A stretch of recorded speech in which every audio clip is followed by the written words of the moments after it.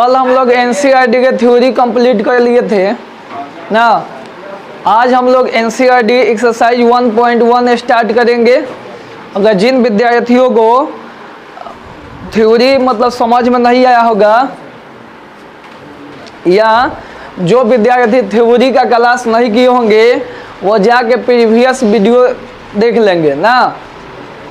तो आइए हम लोग स्टार्ट करते हैं। एक्सरसाइज 1.1 एनसीईआरटी का है।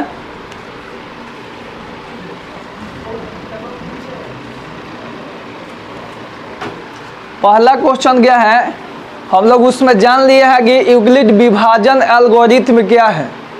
तो यूक्लिड विभाजन एल्गोरिथम या प्रमेय क्या कहता है, a equal to B Q plus, यही ना कहता है जी, जहाँ 0 is equal less than r और लेस देन क्या होता है बी। तो अब हम लोगों को दिया है क्वेश्चन 1 में कि निम्नलिखित संख्याओं का एचसीएफ ज्ञात करने के लिए यूक्लिड विभाजन एल्गोरिथम का प्रयोग कीजिए। जिसमें पहला क्वेश्चन क्या है, 135 और 225, इसी का क्या निकलना है, एचसीएफ निकलना है। वो भी कौन विधि से, यूक्लिड विभाजन एल्गोरिथम से। तो पहले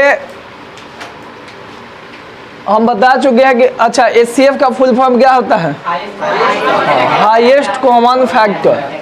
तो एचसीएफ देखिए एक लंबा तरीका से जिसमें स्टेप फर्स्ट स्टेप सेकंड ऐसे लिखकर भी बनाया जाता है। एक क्या करेंगे, दूसरा तरीका होता है कि हम लोग डायरेक्ट भाग लगा देंगे, जैसे एचसीएफ निकाला जाता है। तो एचसीएफ निकालने के लिए बुआ हम लोग जानते हैं कि पहले छोटी संख्या से बड़ी संख्या में भाग दिया जाता है ना।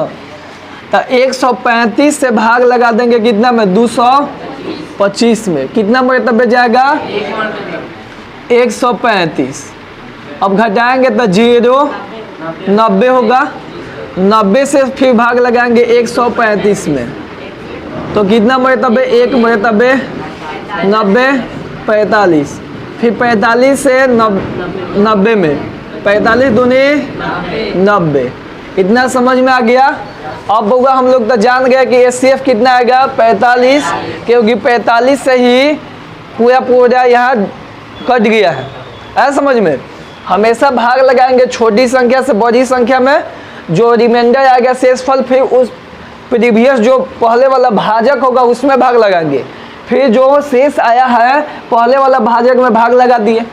ऐसे लगाते जाएंगे जब तक कि रिमाइंडर शून्य ना आ जाए। इतना समझ में आ गया। किससे भाग देने पर रिमाइंडर शून्य आ गया है, 45 से। तो एचसीएफ हम लोग जान गए कि 45 ही होगा, लेकिन हमको सजाना है किससे, यूक्लिड विभाजन एल्गोरिथम पे सजा कर इसको दिखा देंगे। ऐसे स्टेप बाय स्टेप अगर हम लिखते तो बहुत लंबा जाता और समझों में आता चाहे नहीं आता, लेकिन हम लोग ऐसे तो बना दिए। अब सजा देंगे, इसको लिखेंगे यूक्लिड विभाजन एल्गोरिथम से, क्या लिखेंगे, यूक्लिड विभाजन एल्गोरिथम से। क्या होता है फॉर्मूला बुआ, a equal to B Q plus, अब ए तो हम बता चुके हैं कि डिविडेंड यानी भाज्य होता है, बी क्या होता है, डिवाइजर यानी भाजक होता है, और क्यू क्या होता है, भागफल क्वोटिएंट यानी, और आर क्या होता है, शेषफल यानी रिमाइंडर होता है। अब बुआ हम क्या करेंगे, ए पहला ए क्या है 225, तो 225 इक्वल टू 135 गुना 1 प्लस रिमाइंडर कितना 90, फिर 135 इक्वल टू 90 गुना 1 प्लस कितना 45, फिर 90 इक्वल टू 45 गुना 2 प्लस।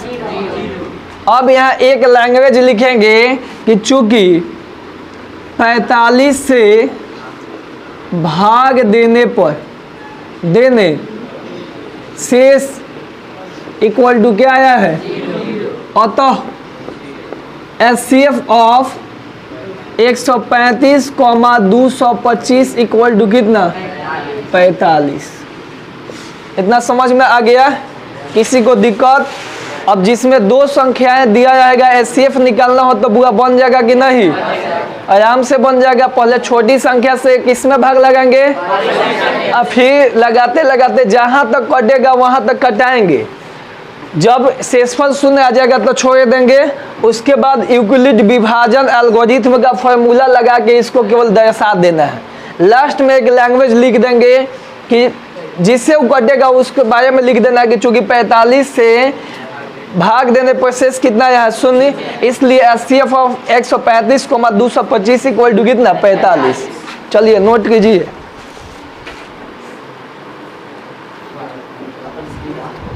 तो अब बुआ बताइए, आप ही लोग बताइए कि जो दिया है दो क्वेश्चन तो बन जाएगा कि नहीं? हाँ, जैसे इसका सेकंड नंबर के आंसर भी याद रखना है कि 196 है ना और 33,220 है कि नहीं? तो ये 195 मरतबे कटेगा, लेकिन डायरेक्ट नहीं कटाना है। पहले 1 मरतबे लगाएंगे, फिर 9 मरतबे, फिर 5 मरतबे। है समझ में? अब इसी से 196 से ही कट जाएगा तो हम क्या लिखेंगे? एचसीएफ 196 ही लिखेंगे। है समझ में? समझ में आया कि नहीं कि बता दे? जैसे देखिए लो, एक के कितना 2 नंबर, जैसे 196 और क्या है 33,220। तो 196 से हम भाग लगाएंगे कितना में? 33,220 में। हम आगे ही बता दिया कितना मरतबे कटेगा 195 दफा में। पहले 1 से लगाएंगे तो 1 से लगाएंगे तो कितना 196। अब का घटा के कितना आएगा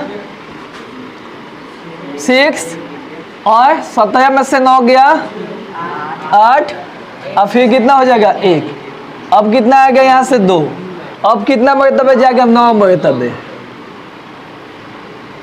9 छक्के 54 हासिल 5 और 19 नवा 171 5 176।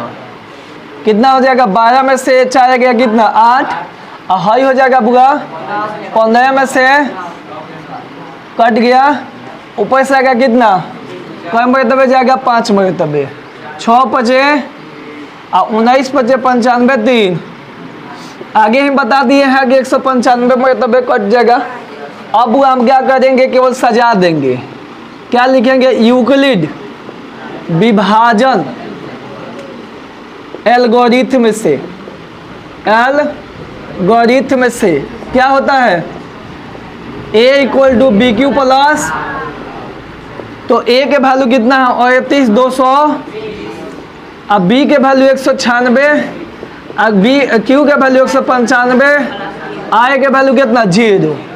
अब हम लिख देंगे चूंकि 196 से भाग देने पर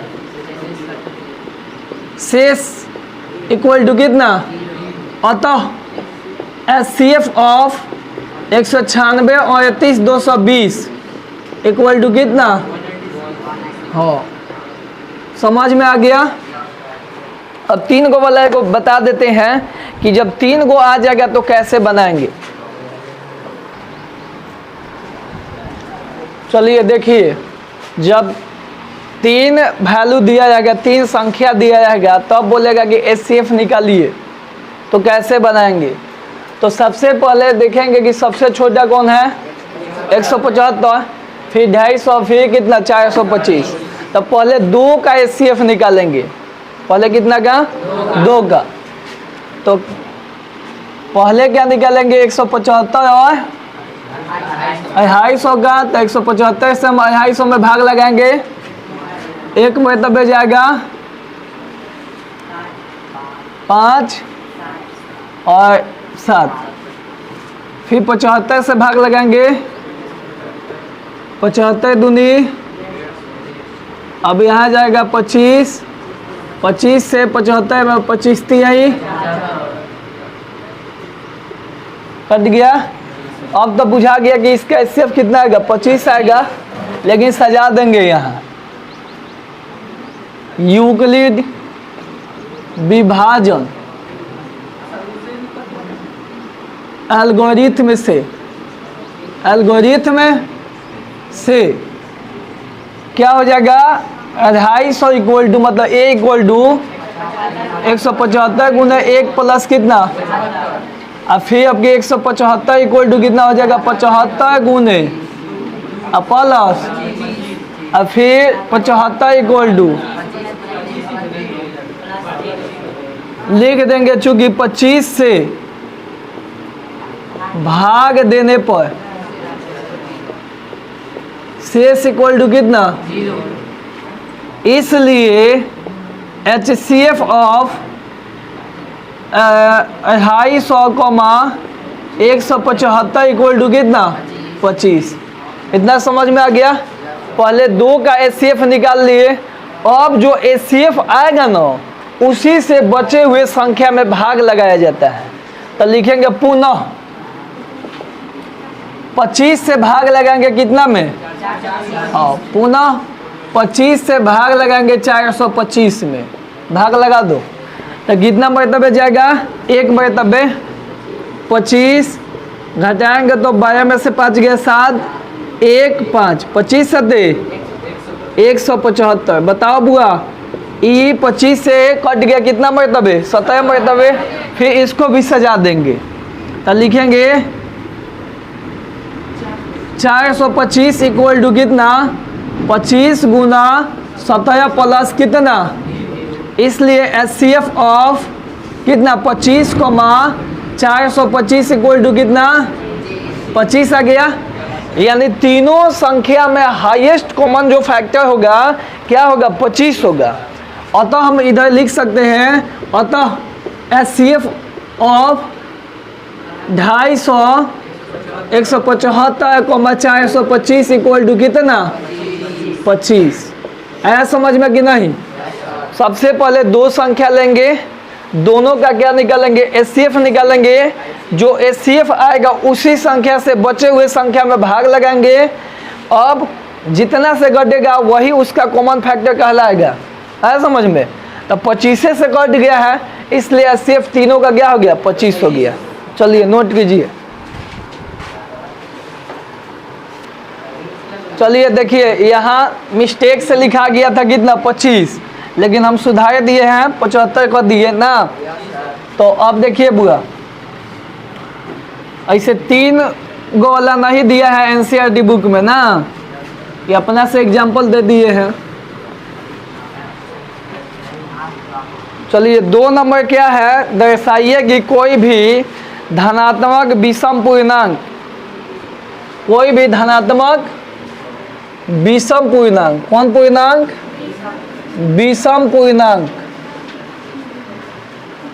6q प्लस 1 या 6q प्लस 3 या 6q प्लस 5 के रूप का होता है, जहाँ q क्या है पूर्णांक है। तो देखिए जब भी ऐसा सवाल आ जाए तो कैसे बनाएंगे। तो सबसे पहले हम लोग लिखेंगे माना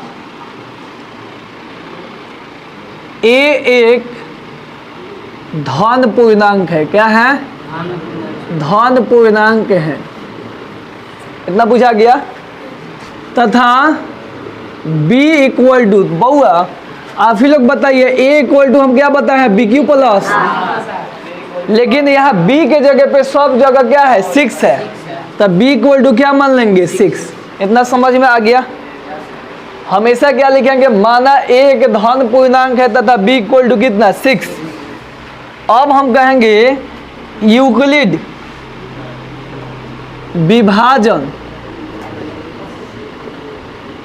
एल्गोरिथम या परिमेयिका से, एल्गोरिथम से a इक्वल टू क्या होता है BQ प्लस, तो इसलिए a इक्वल टू b के जगह पे कितना लेंगे 6 और q प्लस इक्वेशन कितना फर्स्ट। अब लेकिन आय के अधिकतम वैल्यू कहाँ तक ले गया है 5 तक। आय के अधिकतम वैल्यू देखेंगे कि कहाँ तक गया तो 5 तक। तो यहाँ लिख देंगे कि जब r इक्वल टू, चूंकि पूर्णांक लेना है और धन पूर्णांक बनाना है तो r इक्वल टू पहले क्या लिखेंगे 0, फिर 1 2 3 4 5। तो जब r इक्वल टू कितना, तो 1 से क्या हो जाएगा a इक्वल टू 6q और प्लस r के वैल्यू कितना, तो 6q हो जाएगा कि नहीं, इतना समझ में आ गया। फिर लिखेंगे जब r इक्वल टू 1 तो 1 से a इक्वल टू कितना हो जाएगा 6q प्लस r के वैल्यू कितना 1। फिर लिखेंगे जब r इक्वल टू कितना 2 तो 1 से a equal to 6q plus कितना 2। फिर लिखेंगे जब r इक्वल टू 3 तो 1 से a इक्वल टू कितना हो जाएगा 6q प्लस 3। फिर लिखेंगे जब r इक्वल टू कितना 4 तो 1 से a इक्वल टू कितना 6q प्लस 4। जब r इक्वल टू 5 तो 1 से a equal to 6q plus कितना 5। कितना समझ में आ गया। सबसे पहले क्या लिखेंगे, माना एक धन पूर्णांक है, b इसी में से देख के मान लेंगे। जैसे मान लो बुआ अगर साबित करना रहता कि 2q प्लस 1 के फॉर्म में, तो b इक्वल टू क्या मानते 2, ऐसा समझ में। तो b इक्वल टू कितना मान लिए 6। हमेशा लिखेंगे यूक्लिड विभाजन एल्गोरिथम से a equal to B Q plus r, a equal to b के जगह पे कितना 6q प्लस r। इसको इक्वेशन कितना कर दिए फर्स्ट।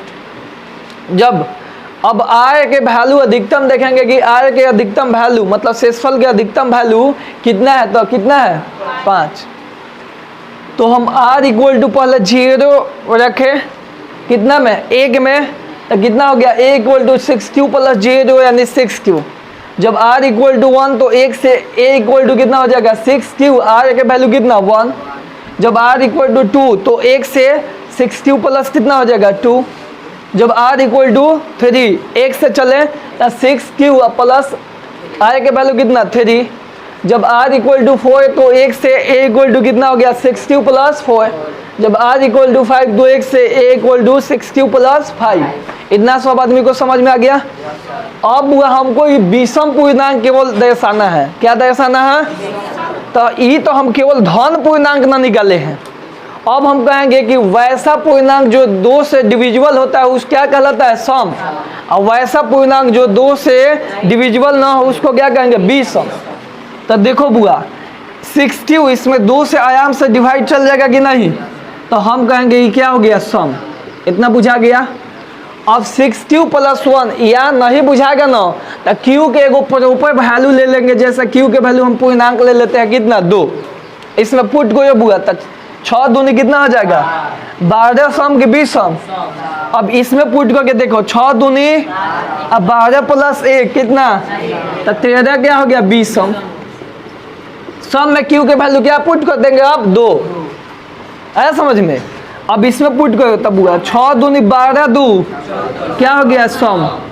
इसमें पुट करो 6 दूनी 12 3 20 सम। इसमें पुट करो 6 दूनी 12 4 सम। इसमें 6 दूनी 12 5 20 सम। इतना बुझा गया। तो अब स्पष्ट रूप से यहाँ हम कह सकते हैं कि जो 6q और 6q प्लस 2 और 6q प्लस कितना 4 ये क्या हो गया सम। लेकिन हमको क्या दिखाना है 20 सम। तो लिख देंगे हम q के वैल्यू क्या लेके दिखाए हैं 2। आप लोग कुछ भी रख सकते हैं q के वैल्यू, समझ में आया। तो हम लिख देंगे स्पष्टतः, स्पष्टतः मतलब क्लियरली सभी विषम धन पूर्णांक क्या विषम वाला कौन है बुआ 6q प्लस 1 या 6q प्लस 3 या 6q प्लस 5 के रूप का होता है। प्रूव्ड आया समझ में, या लिख देंगे प्रूव्ड यानी सिद्ध किया। किसी को दिक्कत इसमें? अगर वही कहता है कि सम दर्शाइए तो सम नहीं दर्शा देते, क्या लिखते हो स्पष्टतः? सभी सम धन पूर्णांक 6q 6q + 2 6q + 4 के रूप का होता है।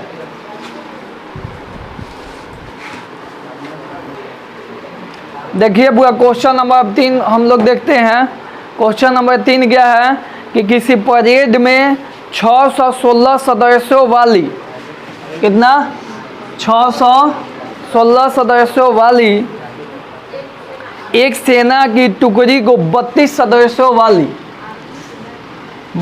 सदस्यों वाली एक आर्मी बैंड के पीछे मार्च करना है। दोनों समूहों को समान संख्या वाले स्तंभों में मार्च करना है, तो उन स्तंभों की अधिकतम संख्या क्या है जिसमें वे मार्च कर सकते हैं? देखिए बुआ, यहाँ अधिकतम संख्या निकलना है कि ताकि जितना भी गुट बने उसमें क्या हो जाएगा? समान सेना हो जाएगा। ऐसा समझ में? तो अधिकतम जब भी बोलेगा कि अधिकतम माप निकाले, ऐसा समझ में? अधिकतम संख्या तो क्या हम निकाल देंगे? इसका HCF निकालेंगे। क्या निकालेंगे? HCF। तो हम ना मालूम चलेगा कि कितना कितना हम बराबर में सजा सकते हैं। तो 32 और कितना 616 का HCF निकालेंगे। आप ही लोग बताइए कितना से कितना मरतबे जाएगा? एक मरतबे जाएगा 32। अब आएगा 11 में से 2 गया 9, अहाई कितना आ जाएगा? 2 अहाई आ गया। अब कोई मरतबे जाएगा?